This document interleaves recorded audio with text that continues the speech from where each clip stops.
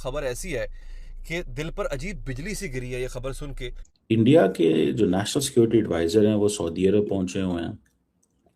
समझ नहीं आ रही वो सऊदी अरब आजकल बड़ा चाहते हैं, इसकी क्या वजह है। बहुत सौ की आंखें खुली की खुली रह गई, किसी की फटी रह गई।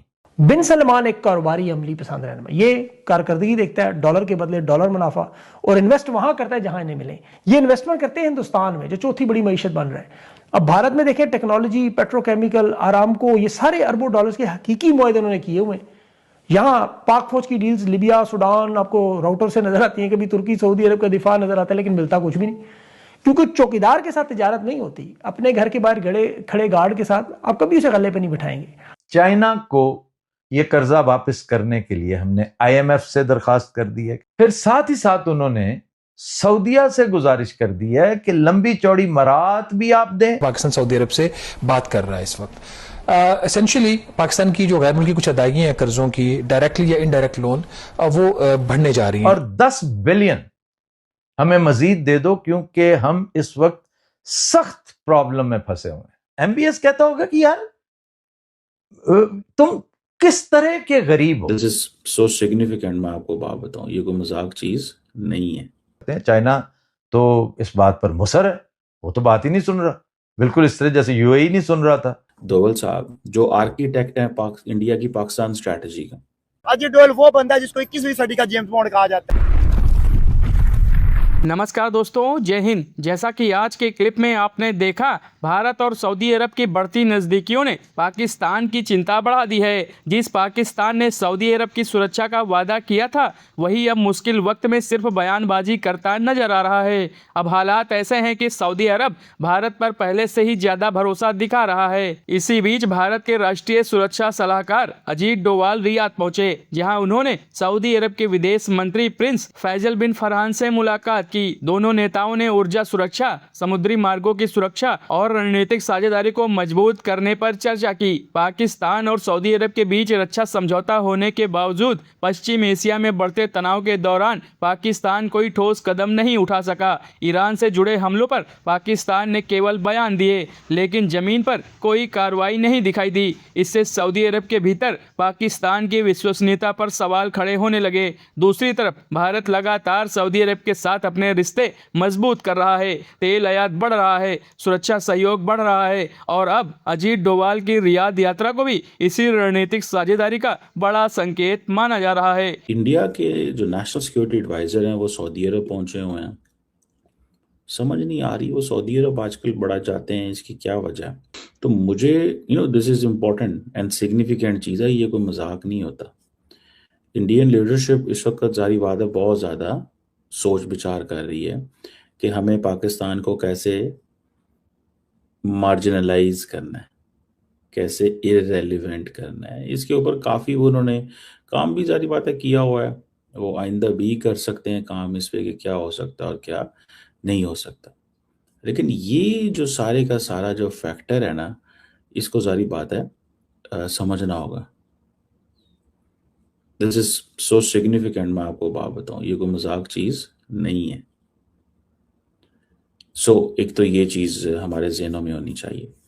दूसरी, इंडिया सऊदी अरब के अपने भी इकोनॉमिक रिलेशंस बड़े मजबूत हैं। बायलैटरल ट्रेड $42 बिलियन है, ठीक है जी। और इंडिया की एक्सपोर्ट को $12 अरब है। इंडिया की जो इंपोर्ट है वो $30 अरब है। सऊदी अरब इंडिया का 5वां बड़ा लार्जेस्ट ट्रेडिंग पार्टनर है, और इंडिया सऊदी अरब का दूसरा बड़ा ट्रेडिंग। सऊदी अरब के लिए इंडिया 5वां बड़ा है, लेकिन इंडिया के लिए सऊदी अरब दूसरा बड़ा है ट्रेडिंग पार्टनर। और फिर एनर्जी डोमिनेंस भी सऊदी अरब के पास है, टॉप रिलायबल सप्लायर है क्रूड ऑयल का, एलपीजी का इंडिया को। तो ये these are some of the things Indians समझते हैं कि हमें अपनी वो रखनी चाहिए, जो जैसे बोलते हैं ना, एक अपनी पोजीशन रखनी चाहिए कि हमने किधर कैसे क्या करना है, ठीक है। This is significant.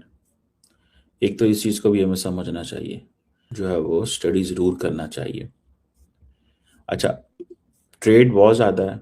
एक स्ट्रेटेजिक पार्टनरशिप काउंसिल भी इन्होंने बनाई थी 2019 में, जब I think his royal highness Mohammed bin Salman prime minister आए थे इंडिया, तो ये भी उन्होंने बनाई थी उस वक्त। आई थिंक ये पहले बनी थी या उस वक्त बनी थी। और दूसरा फिर इंडिया बिजनेस जो है वो सऊदी अरब का जो विजन 2030 है, फिर लेबर बहुत ज़्यादा है इंडिया की वहाँ पे, ठीक है जी। तो इस चीज़ों को थोड़ा देखना होगा। मैं क्योंकि ये दोवल साहब ने सऊदी अरब का फ्रंट ले लिया है, इसको भी थोड़ा स्टडी करें। वाई Doval is visiting Saudi Arabia, जबकि जयशंकर ने भी हाल ही में दौरा किया है उसका पूरे तमाम जीसीसी ममालिक का माइनस सऊदी अरेबिया, और इन्होंने ये कहा होगा यकीनन कि आप आप इससे थोड़ा दूर रहें, इसको मैं विजिट करता हूँ। ये जरा ज़हन में रखिएगा।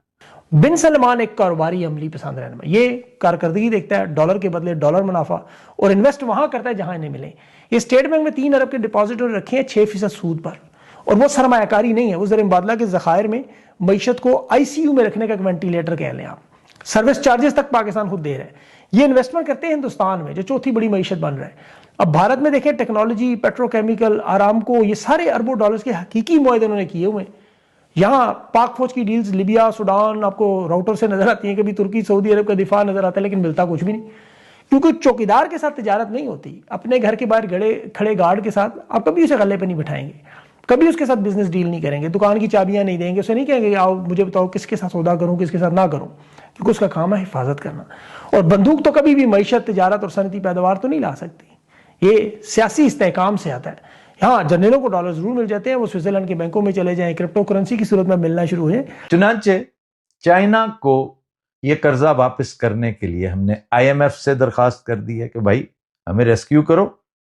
आप हमेशा रेस्क्यू करते हैं, चाइना तो इस बात पर मुसर है, वो तो बात ही नहीं सुन रहा, बिल्कुल इस तरह जैसे UAE नहीं सुन रहा था।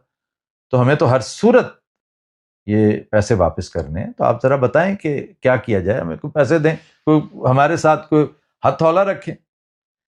फिर साथ ही साथ उन्होंने सऊदिया से गुजारिश कर दी है कि लंबी चौड़ी मरात भी आप दें, जो कर्जे हमने आपसे ले रखे हैं 5%, 6% पे उसको 1% करें।